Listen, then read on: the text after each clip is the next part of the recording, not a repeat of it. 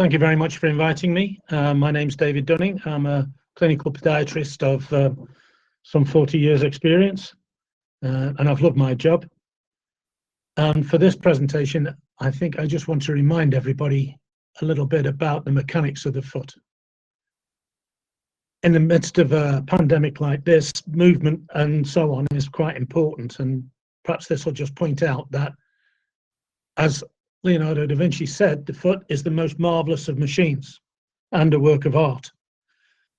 One of the most complex organs in the human body, in my view, and unlike most other organs whose complexity is based on biochemistry, such as the liver and the kidneys, feet are subject to forces, stress, and therefore their complexity is mainly to do with mechanics. Like the heart, whose primary function is a pump, the foot's primary function is locomotion. Feet are machines. This presentation is a reminder to everyone involved in diabetes, patients particularly, doctors, physiotherapists, etc., that feet are primarily machines, very, very complex machines. We talk about 26 bones. Some of us think it might be 28. We talk about 33 joints plus. We talk about 20 plus muscles, 34 plus tendons, 90 plus ligaments.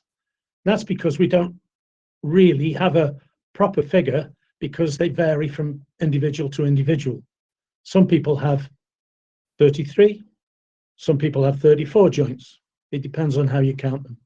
But it just shows the complexity of this machine that is the foot. And the thing about machines is they go wrong. So this minor deformity that might look minor could lead to increased pressures under the foot, such areas, which may possibly lead to this, and the end result of that might be amputation. To remind you that normal walking is a fluid and controlled activity. It's a reflex. It doesn't require any conscious thought until it goes wrong. Feet are like a great orchestra that sounds wonderful, but it only takes one instrument to be out of tune. Then there is disharmony. And in the feet, this disharmony causes stress, strain, trauma, dysfunction, tissue overload, and injury. So one little facet of human movement in the foot can cause quite a lot of trouble. In a healthy person, it's bad enough. But when you have the side effects of diabetes, then it's a whole different ballgame.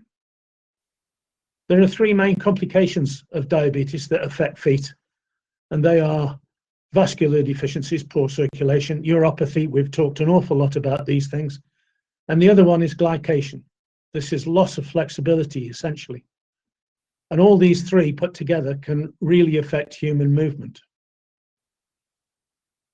Glycation, or non-enzymatic glycosylation, this is part of normal aging process that creates stiffness and loss of elasticity in the muscles, tendons, and ligaments. Joints move less freely, muscles become weaker, and ligaments and tendons become less flexible. And this whole process can be increased by higher blood glucose.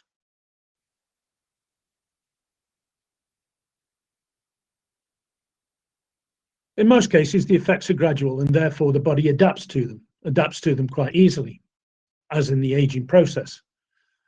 But they can occasionally cause the disharmony. Changes occur in how the body works as a machine. People walk less easily.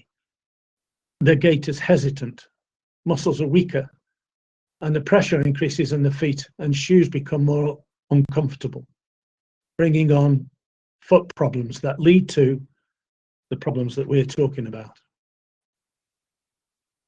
So what can we do about it? Well, the main message is to stay active, particularly in these periods of lockdown. Activity is very important, and taking regular exercise is important too. And gentle stretching is important. But one of the main things that research shows is that if we can try and stand and move for a few minutes every hour, then our well-being is much better. Not just physically, but mentally better. Obviously, we have to keep our blood sugars low and as even as possible. And be careful with footwear and take care when walking barefooted.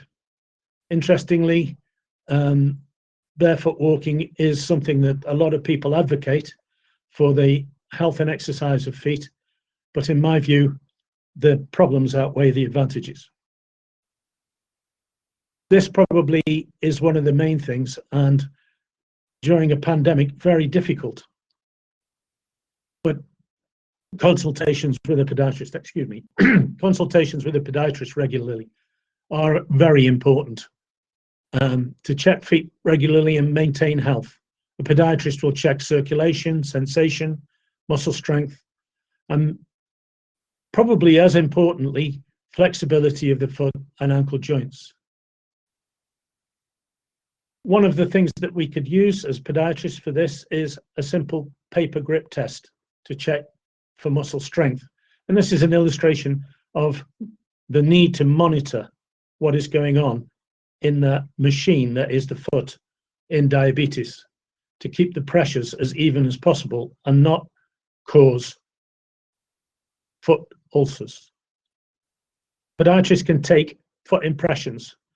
This can show where high pressures are developing, and it can show patterns over a period of time. There is some very sophisticated machinery for this, and there's also a simple ink mat or Harrison Beath mat that is used quite widely. Podiatrists may advise specific exercises or refer to a physiotherapist for exercises.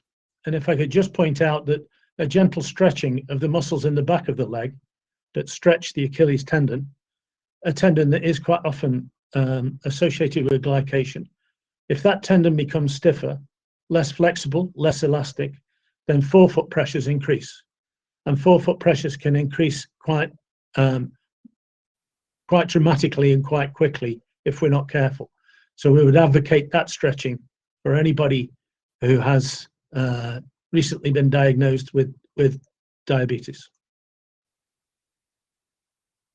So to finish, a podiatrist will look after diabetic foot, but so can the patient. If you look after your feet, they will look after you. Thank you very much for listening. Thank you for having me.